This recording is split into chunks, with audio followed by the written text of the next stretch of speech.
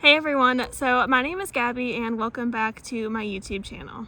In 2023, I'm going to attempt to hike the entire Appalachian Trail. This will actually be my second attempt at hiking the Appalachian Trail, as I also tried in 2022. But anyways, I thought today would be a really fun day to show you guys my big three for the Appalachian Trail.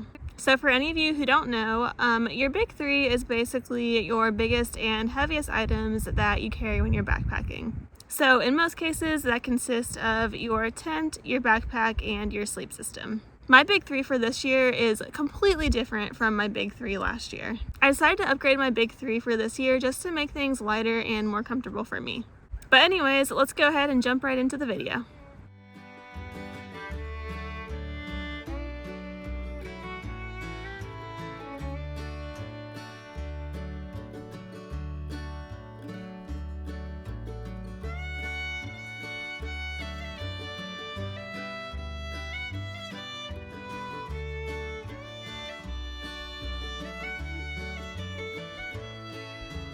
Alright guys, so I got everything set up and unfortunately it is really windy today, but I'm still going to try my best to get a video that has like decent audio. But yeah, now that everything is all set up, let's go ahead and get started. So the first piece of gear that I want to talk about is my backpack. So if any of you all watched last year's videos, you probably realized that I went through two different backpacks during my 700 miles on the Appalachian Trail. The first backpack I used on the Appalachian Trail was the Hyperlight Mountain Gear Southwest 3400. That backpack was a 55-liter backpack and it weighed a little bit less than 2 pounds.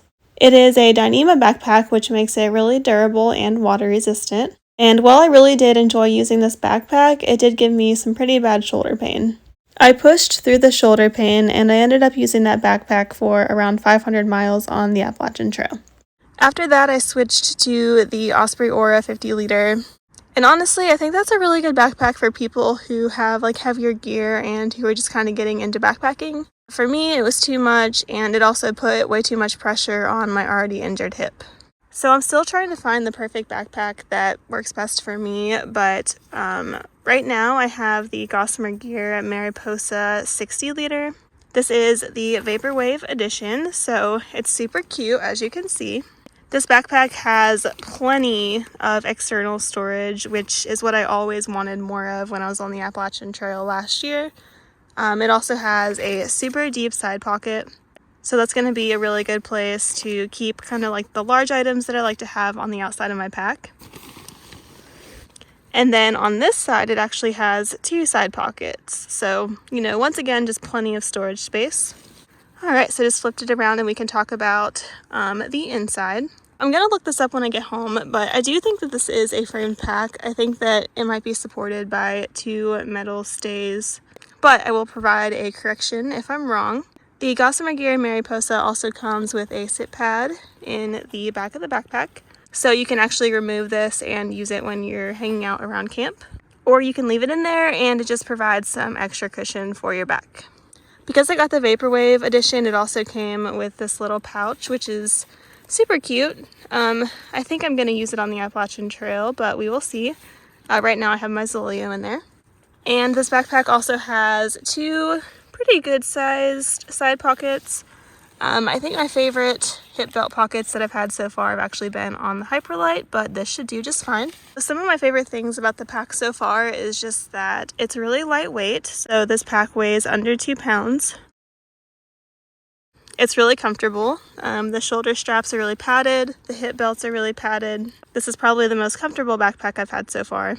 And it has lots of external storage space. In comparison to packs like the Hyperlight Southwest 3400, this backpack is also a pretty good price. The biggest downside to this backpack, in my opinion, is that it's not Dyneema, so when it rains, this backpack is going to soak through. But regardless of the backpack that I'm using, I always keep a trash bag inside of it just to keep any water out. Alright, so next we're going to move on to the tent, and I'm not going to lie, I'm still really struggling to set this tent up. I'm sure some of you noticed that in the time lapse, especially if you have this tent, so let me know down in the comments what I can improve. This tent is the Z-Pax Altiplex, and I got it in the olive drab color. Well, let me take a second and clarify. At least I think this is the Z-Pax Altiplex. Back during the northbound hiking season, a hiker actually left this tent in the hiker box and one of my coworkers picked it up. I bought this tent from my coworker for around $300, and normally on Z-Pack's website I believe that this tent cost around $650. I say that I believe it's the Altiplex just because when I, use the trekking pole to set it up, the height seems to better match the Altiplex. But it does weigh a little bit less than what the Altiplex weighs on Z-Pack's website. I believe that normally you can check the inside tag of the Z-Pack's tent to see which tent it is, but unfortunately the previous owner of this tent has cut it off. So yeah, let me know if you agree with me and think that this is an Altiplex, because I'm not 100% sure, but that's what I think it is. The Z-Pack's Altiplex is one of the lightest shelters that you can get for the Appalachian Trail outside of just getting a tarp.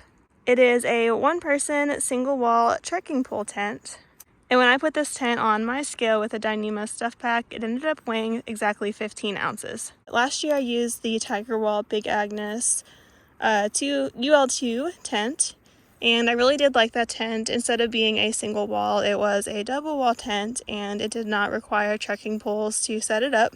The biggest downsides to that tent is it weighed about 3 pounds, and when it rained it got completely soaked and it held water weight, making it even heavier.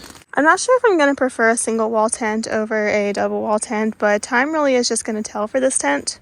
Like I said, I got a really good deal on it, and it's a really good way to cut down my base weight a little bit. In addition to weighing a lot less, this tent is also going to be a lot easier to set up in the rain, because instead of having to put up the inner mesh and then the rain fly on top, it's just one wall, so it makes it a little bit easier. And I will show you all what the inside of this tent looks like. It is pretty minimalistic in here. Here is the inside. So as you can see, the way the tent works is you pretty much got your single wall, and this is to protect you from the rain and the wind. And then you have this mesh down here on the side that provides ventilation and also allows the condensation to run down this wall and hopefully out the mesh. There's not a ton of bells and whistles in this tent. The only thing that you really get is you do get a little side pocket right down here. So that's a good place to put your phone or a headlamp or whatever else. Right now I have my sleeping pad and my quilt set up in here. So as you can see, there is plenty of space for one person, but it's definitely not going to be as roomy as my two-person Big Agnes tent. I am really excited to try out this tent, but I am a little bit nervous about the condensation. I haven't really had the chance to use a single wall tent yet, so I'm kind of unsure of what to expect. I know that there will be condensation. I just hope that I don't wake up with huge puddles of water in the floor of the tent. But yeah, time will tell, and if I end up not liking this tent, I do always have my Big Agnes tent, and I also have a Gossamer Gear, the one tent, that I can switch out and use on the trail instead. So the next thing I want to talk about is my quilt. This is a UGQ 10-degree quilt. I custom ordered this quilt, and I got it purple on the inside and gray on the outside. One of my favorite things about this quilt is that the 10-degree rating is a comfort rating instead of a limit rating. Last year on the Appalachian Trail, I used a 20-degree Enlightened Equipment quilt, which is rated for the limit, not the comfort. And unfortunately, I spent a lot of nights pretty cold on the trail. That's why I decided that this year I was going to go with a warmer quilt, and initially I was going to choose a 0-degree quilt, but then I found out that these were comfort rated, and I figured that 10 degrees would probably be pretty good. I want to be able to use this quilt pretty much the entire hike, so I think a 0-degree quilt probably would have been way too warm for the summer. And even this is probably going to be a little bit too warm, but I got the foot box that you're able to completely open, so that should help in the summer. I did go with a down quilt this time instead of synthetic, and that's really just because, for one, it's lighter, 2, it packs down easier, and then 3, I am thinking that it might be warmer. Let's just hope that I don't have some serious condensation issues with this tent, because down is not water resistant. Sorry, it's a bit windy, one second. Don't worry, I will be testing all of this gear in the backcountry before I start my hike. In my opinion, it's really not safe at all to go out on a really cold night with gear that you've never tested and just kind of hope for the best. So yeah, stay tuned on how this gear is going to work out for me. Now, I do think the wind is picking up pretty bad, so I'm going to go ahead and end this video here. I hope you all enjoyed watching, and I will see you next time. Bye!